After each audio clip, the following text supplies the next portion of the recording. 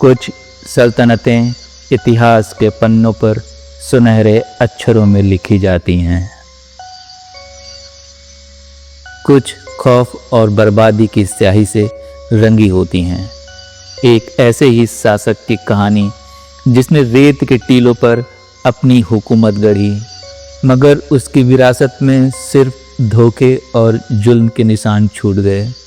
आज shadow tips पर हम उस परछाई को बेनकाब करने जा रहे हैं जिनके नाम से एक मुल्क की रूह कांप उठती थी। कर्नल मोअम्मर गद्दाफी, एक तानाशाह, एक विद्रोही, एक रहस्य और एक ऐसा चरित्र जिसके राज आज भी हवाओं में गूंजते हैं। साल था 1969 जब लीबिया में एक युवा महत्वाकांक्षी अफसर मोअम्मर गद्दाफी ने तख्ता पलट कर दिया। सिर्फ 27 साल का ये नौजवान किंग इदरीस को हटाकर लीबिया का नया चेहरा बन गया। उसने खुद को जनरल नहीं बल्कि कर्नल कहलाना पसंद किया और लीबिया को जमाहिरिया घोषित कर दिया, यानी जनता का शासन। उसकी बातें बड़ी बड़ी थीं, बड़ी क्रांतियां लाने की बातें, अरब राष्ट्रवाद की बातें, पश्चिमी बातों को चुनौती देने की बातें। शुरुआत में कई लोगों ने उसे मसीहा माना। लीबिया के तेल के कुएं उसके हाथों में थे और उसने दावा किया कि ये दौलत जनता की होगी। शुरुआती सालों में उसने कई बड़े प्रोजेक्ट शुरू किए जिससे लोगों का जीवन स्तर सुधरा। मुफ्त शिक्षा, मुफ्त स्वास्थ्य सेवाएं, सब कुछ था। लोग उसकी तारीफ करते थे, पर इस मसीहा के दिल में एक अलग ही अंधेरा पल रहा था। सत्ता का नशा उसे धीरे धीरे जकड़ रहा था और उसका असली चेहरा सामने आने लगा था। जिसने उसकी बात नहीं मानी उसे सजा मिली। विरोधियों को या तो जेलों में ठूंस दिया गया या फिर हमेशा के लिए गायब हो गए। गद्दाफी खुद को ब्रदर लीडर और guide of the 1 September revolution कहता था।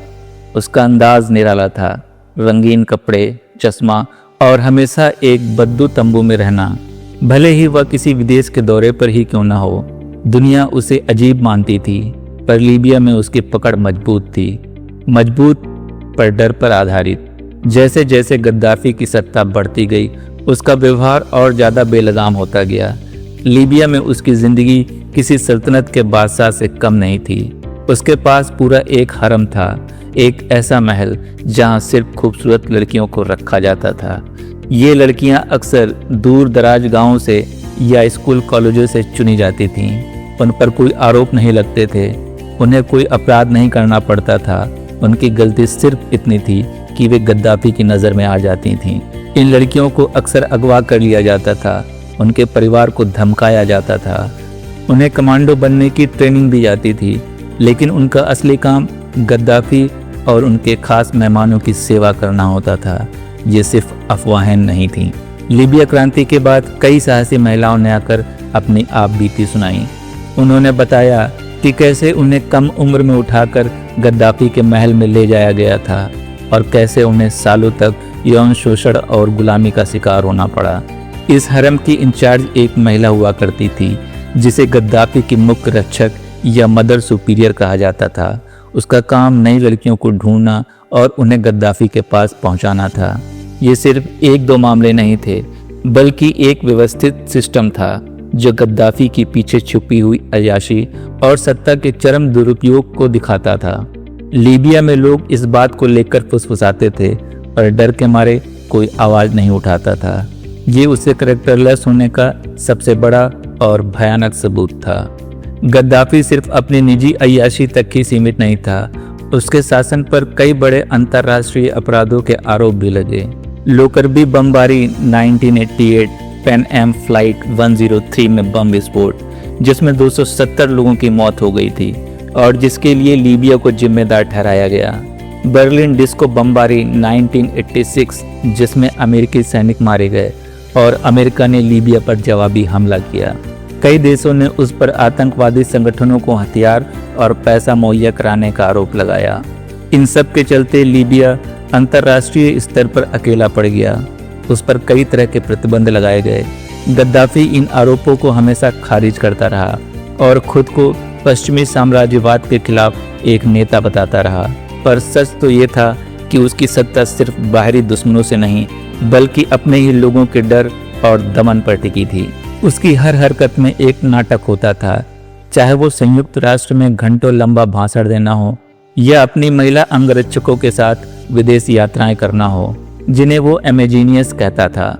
दुनिया उसे या तो एक सनकी विद्रोही मानती थी या फिर एक खतरनाक तानाशाह, पर लीबिया के अंदर लोग उसे एक ऐसे खौफनाक इंसान के रूप में जानते थे जिसकी सनक और अय्यासी ने अनगिनत जिंदगियां बर्बाद की थी। 2011 में जब अरब दुनिया में अरब स्प्रिंग की लहर आई तो लीबिया भी अछूता नहीं रहा। बेनगाजी शहर से एक चिंगारी उठी और जल्द ही पूरे देश में विद्रोह की आग फैल गई। लोग गद्दाफी के 42 साल के क्रूर और दमनकारी शासन से थक चुके थे। उसकी अय्यासी और उसके अत्याचार, उसके भ्रष्टाचार सब कुछ सामने आ रहे थे।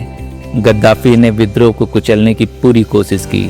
उसने अपनी सेना का इस्तेमाल किया, विदेशी भाड़े के सैनिकों को बुलाया और अपने ही लोगों पर हमला किया। उसने धमकी दी कि वो एक एक इंच पर उनका पीछा करेगा, पर इस बार जनता पीछे हटने वाली नहीं थी। अंतर्राष्ट्रीय समुदाय ने भी हस्तक्षेप किया और नाटो सेना ने विद्रोहियों का साथ दिया। गद्दाफी भागा, वह छिपता रहा, उसका आलीशान महल जल गया। उसके हरम की कहानियां दुनिया के सामने आईं। जिन महिलाओं को उसने सालों तक बंधक बनाए रखा था वे सामने आईं और अपनी भयानक आपबीती सुनाई। ये उसके नैतिक पतन का सबसे दर्दनाक सबूत था। आखिरकार 20 अक्टूबर 2011 को अपने गृहनगर सिरते में वो एक नाले में छिपा हुआ मिला। विद्रोहियों ने उसे पकड़ लिया। उसका अंत इतना अराजक और इतना हिंसक था जितनी उसकी जिंदगी। उसे भीड़ ने मार डाला। उसकी मौत के साथ लीबिया में 42 साल के एक तानाशाह का राज खत्म हो गया। रेत के टीलों में दफन हो गया वो नाम जिसने कभी खुद को क्रांति का नेता कहा था, मगर उस मिट्टी में आज भी गूंजती हैं उन बेगुनाह आवाज़ों की चीखें जिनके बचपन को रौंदा गया, जिनकी रूहों को कुचला गया। कर्नल गद्दाफी का पतन सिर्फ एक सल्तनत का खात्मा नहीं था, ये वो उस वहसीपन का अंजाम था जो सत्ता के नशे में पनपता है, और एक सबक था कि इतिहास किसी तानाशाह को बख्शता नहीं। क्या तुम सुनते हो उन खामोश कहानियों को? क्या तुम महसूस करते हो उस अंधेरे को जो आज भी इंसानियत के दामन पर दाग हैं?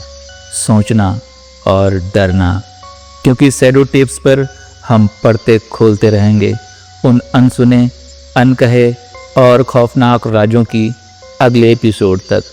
जुल्म के हर साए पर रोशनी डालना, अगर तुम में हिम्मत हो तो।